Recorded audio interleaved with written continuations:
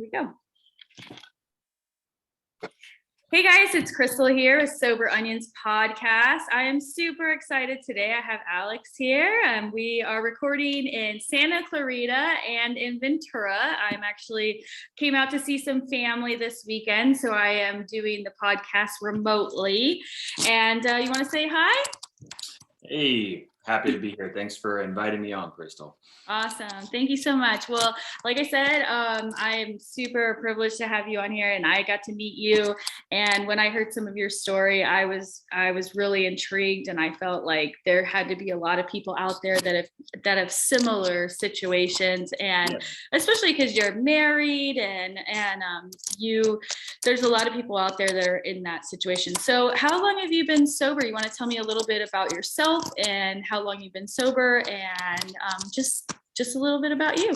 Yeah, absolutely.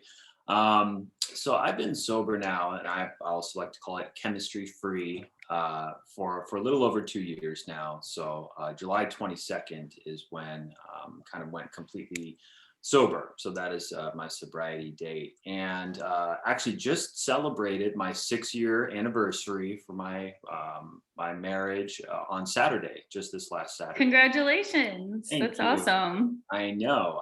And part of it is probably because of my sobriety. As we all know, that can sobriety or alcoholism and addiction takes a huge toll on your relationships, especially in marriage. So, and then as far as, a little bit about me, kind of just grew up in a normal household, moved around a lot. My dad was a surgeon in the military, so spent time overseas in Germany, which is interesting too, because in Germany, if you can see over the bar, you can drink, and drinking beer was not a huge deal. And I remember being in grade school and seeing my friends drinking Brodlers, which is like beer and orange juice mixed, so alcohol was, introduced into my world pretty early on. And it just became something that we initially enjoyed, me and my wife together. I didn't always drink, to excess, but it definitely got there. And then ultimately there was a head point at my brother's wedding in March of, I believe, 2019. To where she raised the village alarm and raised the flag and said the unspoken, "You're an alcoholic." And now it's like, shoot, now it's got to be dealt with, So that's kind of when I started my journey to, truthfully looking at what I was doing when it came to my alcohol and drinking. Right. So she basically came to you. What happened at the wedding? Can I ask? Yeah, and what's interesting is that it wasn't anything super crazy. Like for instance, when I started in my journey to sobriety, a lot of my family members were like, really? Like they almost like didn't believe I had a problem. My brother was like, just so you know, in my opinion, I think you could have a beer if you wanted to. And, my mom was like, well, I hope we could still have a glass of wine, at some point. And it wasn't until later in my sobriety where it really became clear to them that, no, this is my lifestyle now. This is a lifelong decision. But at the wedding, it wasn't anything crazy. I didn't, end up, naked in a fountain or anything. Which I've had friends that has happened. But I think the main part that would be me. I would be that friend.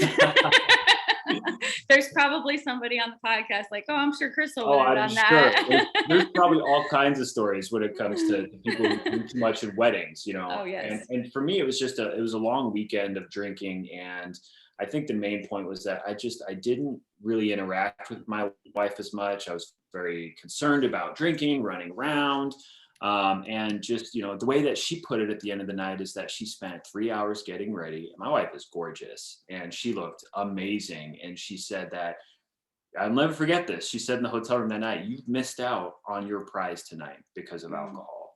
And it really made me think. We got a huge fight that night, and she called, "You're an alcoholic." And, I think if you looked at me at the end of the night, I started in the tux and I was all clean and cut, and my buttons, the little buttons that you input, they were all missing. So my shirt kept falling open. So I took it off and put my shirt, so I guess I did end up without my shirt, but I put my So I looked, I think I looked just kind of sloppy at the end of the night, hair disheveled, and just looked like someone who drank too much. And it really affected our evening. We will never get that wedding and that experience back to where I'm, there with my wife and dancing with my wife. Instead, it was running around, kind of being, just concerned about myself and about, feeling what I want to feel with alcohol. It's amazing that alcohol is that way. And that's what I'm working on right now, is how selfish it made me. I'm always thinking about myself, and I Yeah. never thought about the people around me because I was just in this world of me. And when you stop drinking, it's like, whoa, I was really selfish. And it's hard to see when you're in it. Like you said, you're at the wedding, you're having drinks, you're running around, and the person that's with you. And it's funny that you said it made me think of a story, because when I was in high school, I was class president, and I would plan the proms, and the way it worked was the juniors in high school planned for the seniors, and the seniors planned for the juniors. That's just how they did it. Yeah. And I'm from Los Angeles. I grew up here, and so our prom was at the Giannatra Museum.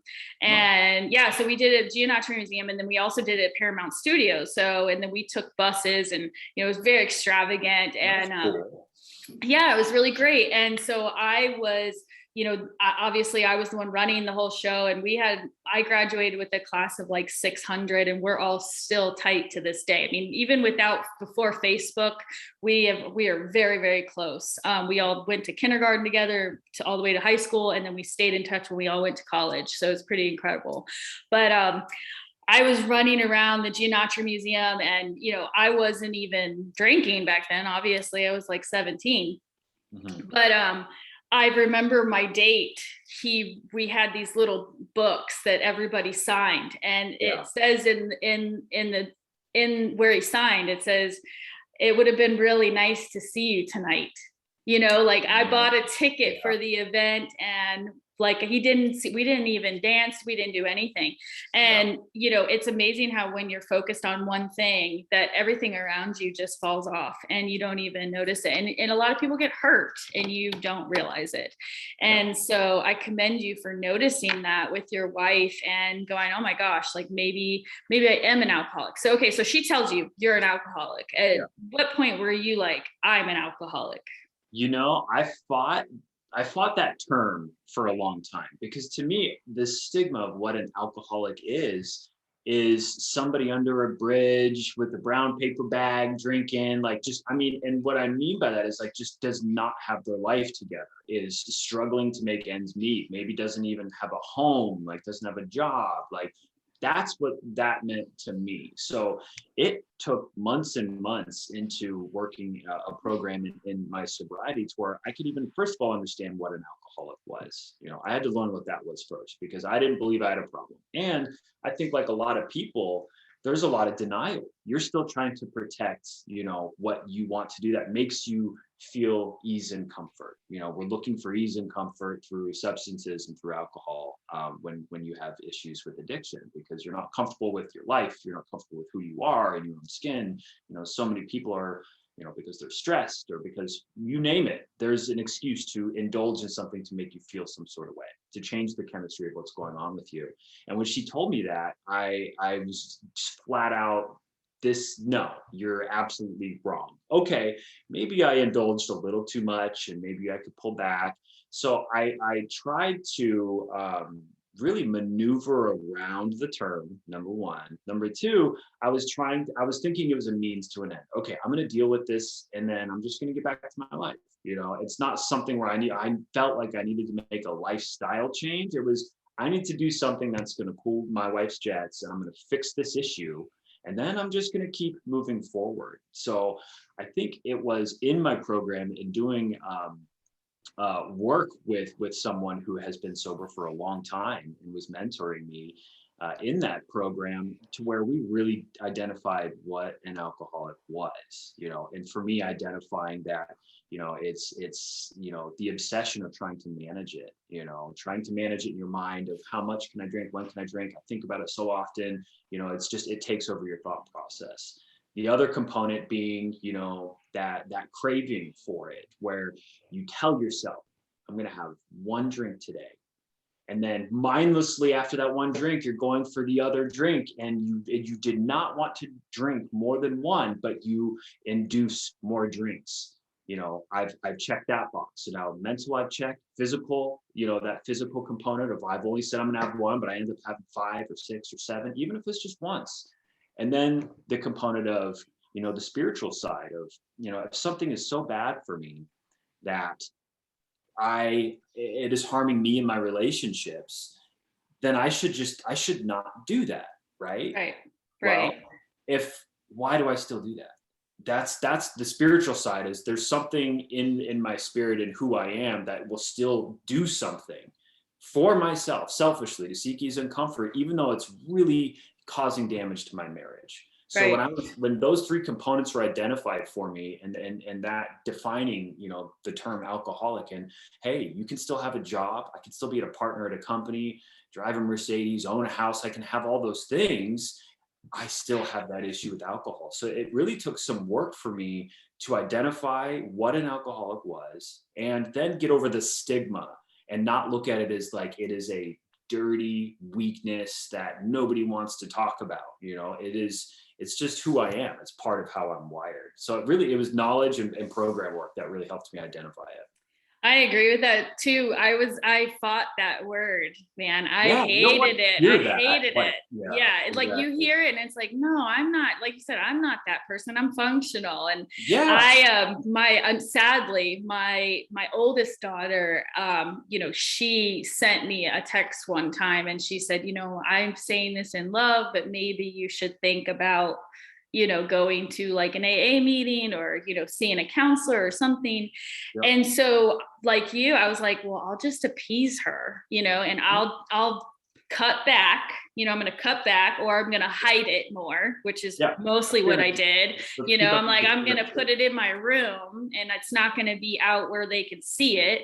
And I'm not going to drink in front of them. And then she knew somebody who was in a program. So I literally would have the Zoom on because it was COVID, and I would have my glass of wine behind my computer. And I literally would like be drinking during this thing. And then everyone would come on and they would say, oh, hi, my name is so-and-so and I'm an alcoholic. And I would be like, hi, I'm Crystal. Like I refused. I was like, I am not going to say it. I would not say it. I was like, I'm not, because I'm not an alcoholic. Like these people have been to jail. These people, I was like, no. Yeah. And then it was like when I realized that, my mental capacity to resist it, I couldn't. I couldn't resist it anymore. I was drinking in the morning.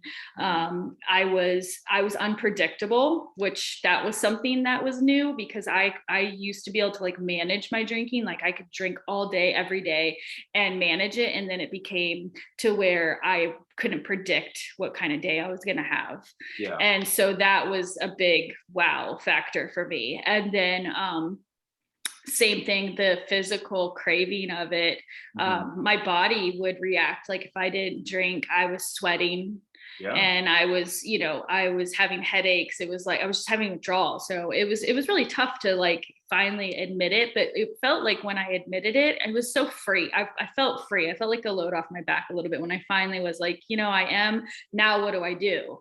And that was kind of where I was at, was what do I do now? Like, okay, we've established that I'm an alcoholic. Now, okay, we know I can't drink. Now what? Yeah. So when you got to that point, what did you do then? Yeah, absolutely. It's funny. You were telling me that you were kind of hiding it and for appearances. And I was doing those things even before the wedding. So even before the alarm got sounded, my wife said, "You're an alcoholic." I was hiding my drinking before that. So later, I'm like looking back at how much I was hiding it. I'd come home on a Wednesday, down some Grey Goose, and then squirt sriracha in my mouth to be like cover the smell. I would do certain things to mask and to hide it. And this is even before, like that's alcoholic behavior, Yeah. Now that I'm looking at it. So yes, once I kind of got to that realization of, okay, I have a problem. I understand what this means and what it means for me.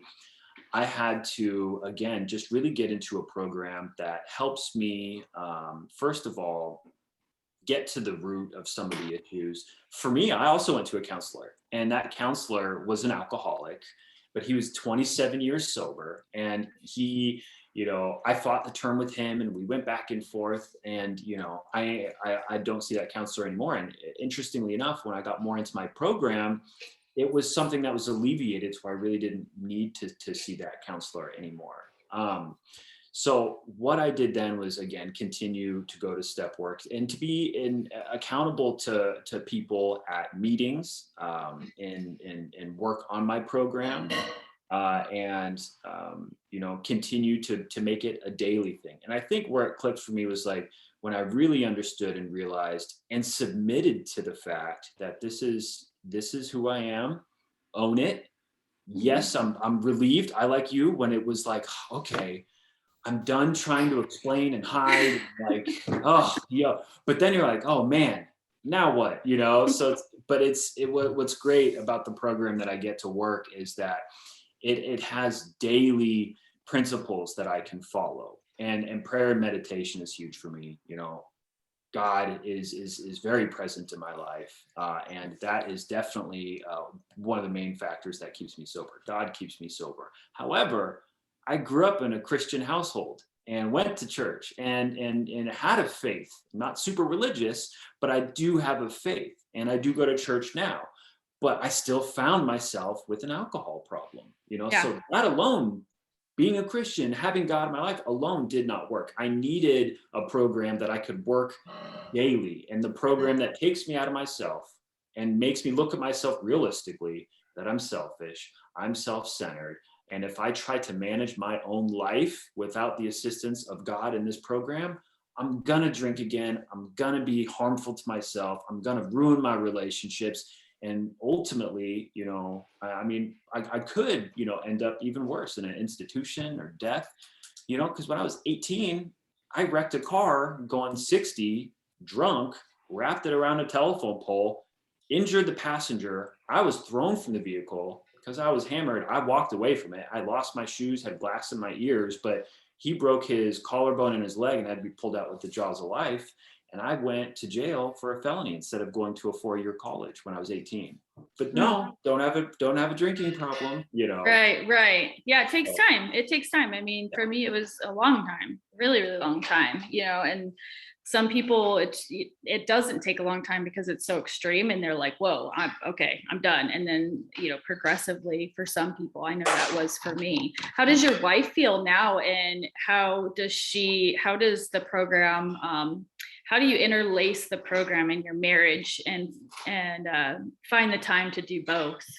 Yeah. No, it's definitely a balance. And what's so interesting is at the very, very onset of everything, it was, how are your meetings, hon? She wants to know. She's checking in and reporting how many I'm going to, what's going on. Am I being truthful in my meetings? She's worrying about these things. Sure. And as I started and really submitted to the program work, not trying to cut corners and being brutally honest with myself, and working with the mentor, she saw differences, and now she's encouraging me to go to meetings, and it's, my relationship with her has never been better, and to the point to where she now will, tell me how thankful she is for these meetings. And we were talking, I think literally 2 nights ago, we were at dinner and we were having a conversation, and she was saying how much she's seen me grow in our marriage because of my program. And practicing these principles in all our affairs, I use my program work and this work on myself and these principles in my habits and relationships with my CEO, with my clients, with other people. And my relationships really have never been better. So she definitely encourages meetings, but now it's very different. She encourages it not because she thinks I need to be accountable and someone needs to keep an eye on me, but it's more because she sees the goodness that's coming out of it. And she sees how comfortable I am in my own skin now. I used to think that I needed a drink at a wedding or around my family or friends, because it's so ingrained in our culture. You think if you don't drink, you're an outcast, right? Mm-hmm. Yeah. And I had weird thoughts I had to address when I first got sober. We would be sitting at a restaurant and I would be like, babe, can you order a glass of wine? So there's just something on this table so people don't think we're weird. or the waiter's not going to like us because I'm not ordering wine, you know? Right. And I legit in my head was like, give me a wine glass with some apple or some grape juice in it, just so I can feel like I fit in. Yeah. It's so weird, you know? I know. But It is weird. That's how I felt. Like, I will not fit in unless I partake and I'm drinking alcohol. Yep, it's true. I mean, and there's all kinds of controversy. I want to do a podcast on it as well, because I promote non-alcoholic drinks and I'm even sponsored by some of them.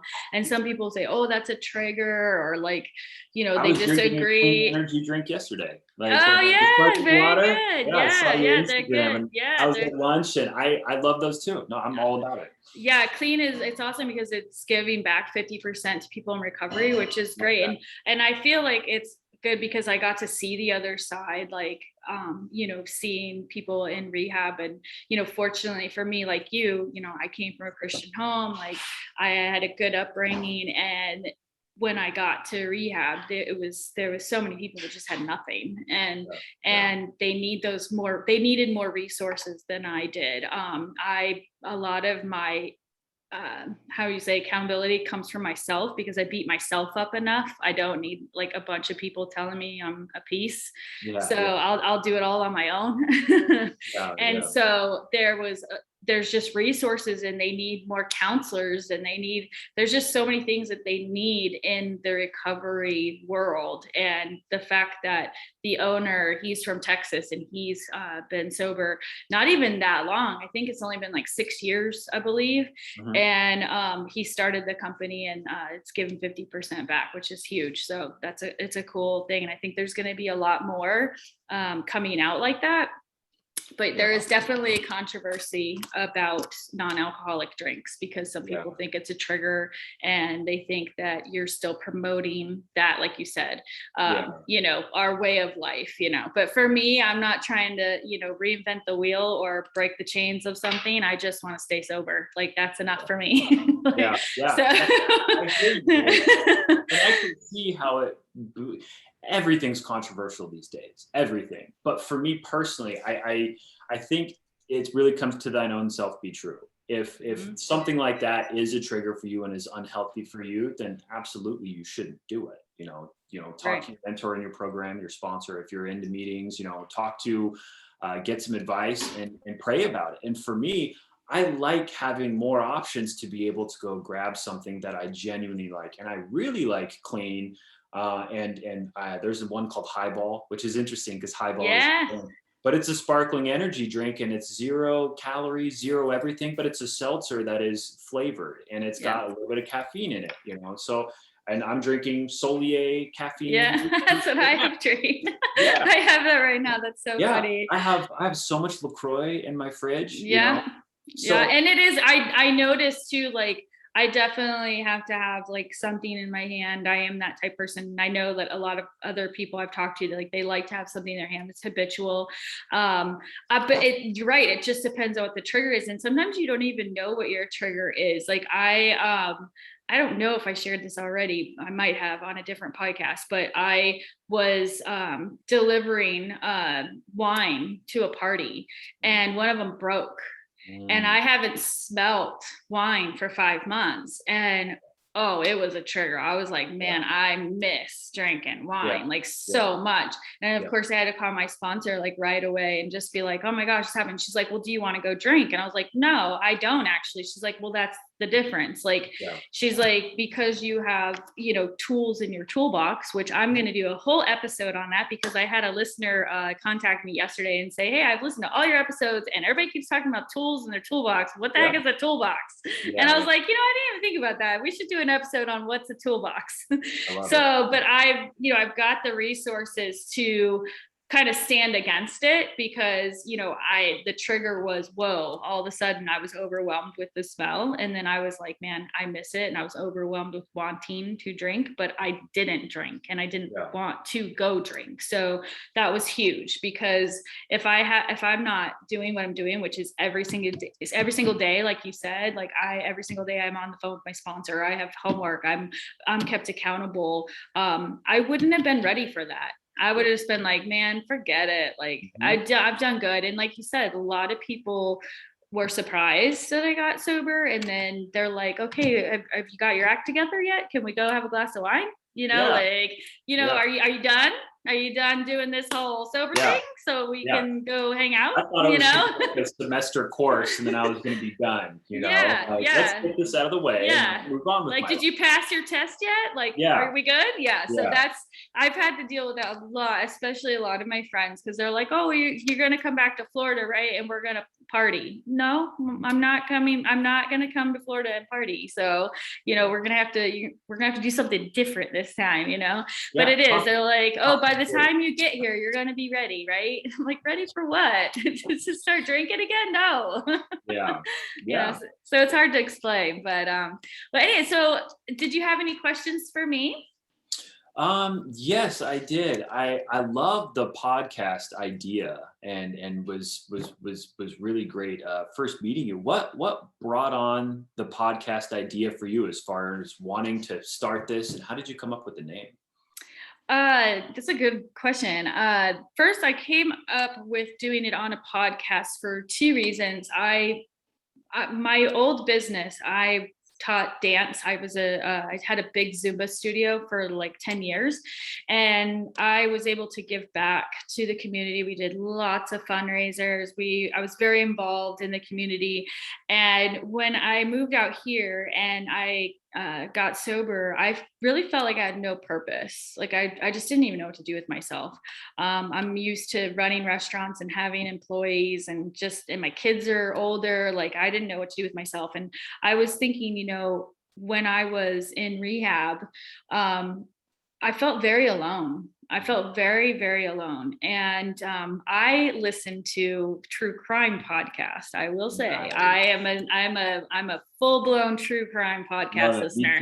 Me too. So I listened to podcasts the whole way I was driving from Florida to California when I moved. Mm-hmm. And so I thought, man, it'd be really cool if there was a podcast for like sobriety or something. And there's a million of them. I had no clue. There's a ton. It's overwhelming how much there is in the sober world. It's a whole new world. Like I had no clue. I had no idea that there was so much resources and so many Instagram pages and podcasts. And there was just like a recovery, huge event in Vegas. Like all this was happening, and I was over here drinking. So I didn't know anything about it. But so I thought about how raw I was to this industry and to being sober, and I just felt very like naked to what was happening to me, because I was such a confident, independent person, and like you, I did not feel like I needed help for a very long time. And it took all that help to get me to stop. And so I thought of just how much I cried. I cried so much, and I cried over my kids. I still do. I cried about things that I did. I cried about regrets. I cried about where I was in life. I cried about the fact that I was 41 and like here I was, like in rehab. Like it was very humiliating. And so I felt like there was so many layers to this whole program. And so when I thought of it, I thought of an onion. Yeah. And so also I love dry martinis. So I went to my logo maker, because I've been in business for a long time. So I have someone who just like makes logos for me and stuff. And I said, okay, I need a logo. I need an onion. I need a martini glass with no alcohol in it. Nice. And he's like, what?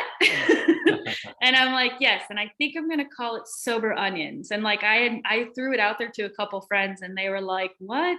You want to name it Sober Onions? And I'm like, yes, like peeling back the layers of sobriety. That's it. And I had all these people like tell me, no, think of something different. And I'm so glad I stuck with it, because I have gotten so much like response. People are sending me stuff like, oh my gosh, or like even the patrons or the sponsors, when they send in their sponsorship or their patrons, they'll put in like what layer they are. Oh, It's nice. really cute. They'll be Yeah. like, I'm raw, so I'm layer Yeah. one, you know? Yeah. And so it's very fun. But yeah, so that was how I did it. And I just felt like God was pushing me in that direction, opening doors for me.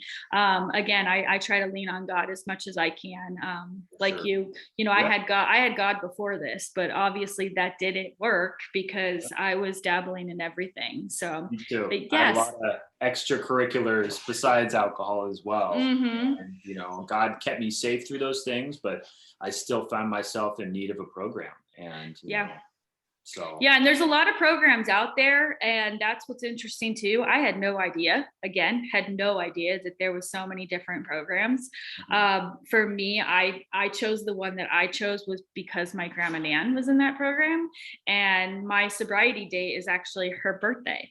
So Oh, that was kind of huge too. that's So, cool. but Very yeah, so cool. that's kind of how that all evolved. But That's awesome. yeah, That's so other than that, so you're a little over 2 years, which is awesome. So you're going on your third year. Yep. And for this year, like you look at the year, you're on your second year, and some people say like, oh, the second year is like one of the biggest hurdles is to like get to that second year.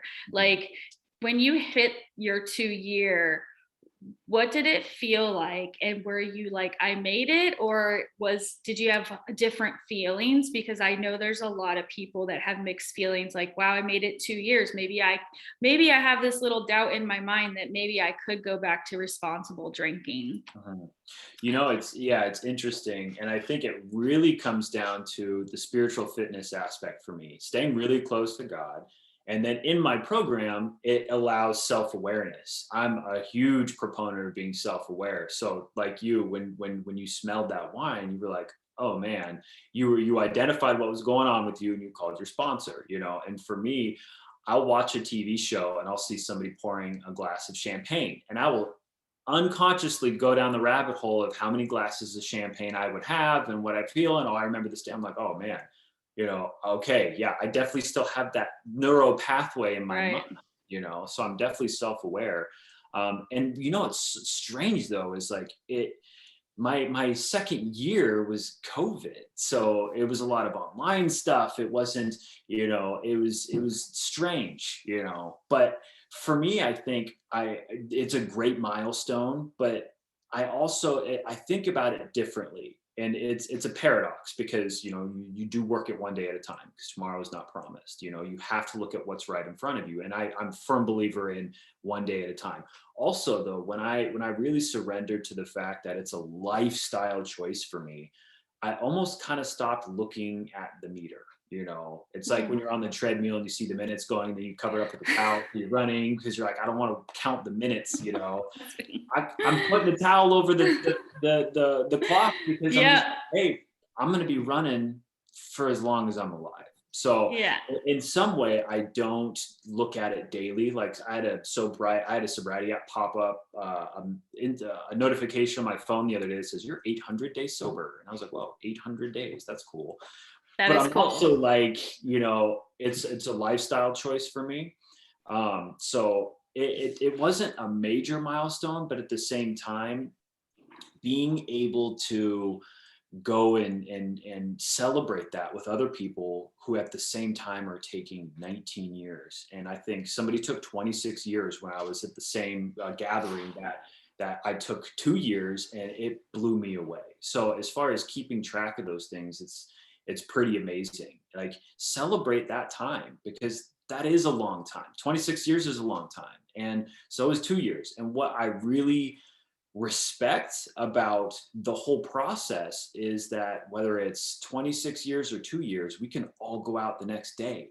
Like there's no hierarchy when it comes to the cleverness of alcohol and of addiction. Like we are all a few bad Yep. choices away from complete self-destruction. Yep, it's true. It's true. We're all equal. Well, that's awesome. Well, thank you so much, Alex. I really, really appreciate you and appreciate your time. I know you're a busy guy. And so I just want to say thank you. And of course, you can Absolutely. get this podcast on Spotify, Apple, or on soberonions.com. And other than that, I'm just going to say goodbye. And remember, if I can do it, we can do it. Thanks Absolutely. again. Thank you so much for having me. Look forward to seeing you and speaking with you again. All right. Thanks.